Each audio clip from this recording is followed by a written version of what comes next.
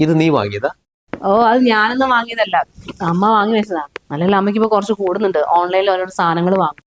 ഇതാ ബുദ്ധന്റെ സ്റ്റാച്ചു അവിടെ വാങ്ങി വെച്ചിട്ടുണ്ടോ? ചോദിച്ചാൽ പറയാ 300 രൂപയേ ഉള്ളൂ, ഭയങ്കര ഇഷ്ടമായിട്ട് വാങ്ങിയതാണ്.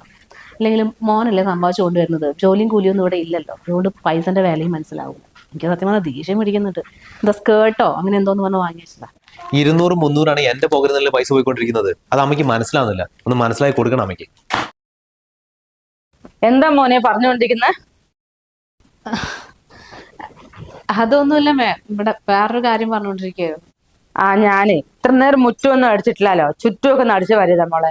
ആ ഇനിയിപ്പോ വീടിന്റെ അകം അടിച്ചടിക്കാൻ വന്നായിരിക്കും അല്ലേ? ഞങ്ങള് മാറിത്തരമേ. വേണ്ട വേണ്ട, മാറി തരുമൊന്നും വേണ്ട, അടുക്കൽ തുടക്കലൊക്കെ ഞാൻ കഴിഞ്ഞതാ. അമ്മ എന്തമ്മ പറയുന്നത്? അമ്മ അടിച്ചു വരാണെങ്കിൽ ഈ ഹോള് ഞങ്ങളുടെ ബെഡ്റൂമൊക്കെ ഇങ്ങനെ കിടക്കുവോ? അതന്നെ മോനെ ഞാൻ പറയാൻ വരുന്നത്. ഞാൻ നേരത്തെ എനിക്ക് കിച്ചണും എന്റെ ബെഡ്റൂമും വൃത്തിയാക്കി, എനിക്കത് ചെയ്യാതിരിക്കാൻ പറ്റില്ലേ? പിന്നെ നിങ്ങളെ നോക്കുമ്പോൾ ബെഡ്റൂം അടച്ചിട്ടിരിക്കണം. പിന്നെ ഇത്രയും വലിയ ഹോൾ അടിച്ചു തുടച്ച് കഴിയുമ്പോഴത്തേക്കും എന്റെ മെഡിറ്റേഷന്റെ സമയം വൈകും. ഇന്ന് മുതൽ മക്കളൊരു കാര്യം ചെയ്യും, നിങ്ങളുടെ ബെഡ്റൂമും ഹോളും നിങ്ങൾ അടിച്ചു തുടക്കും.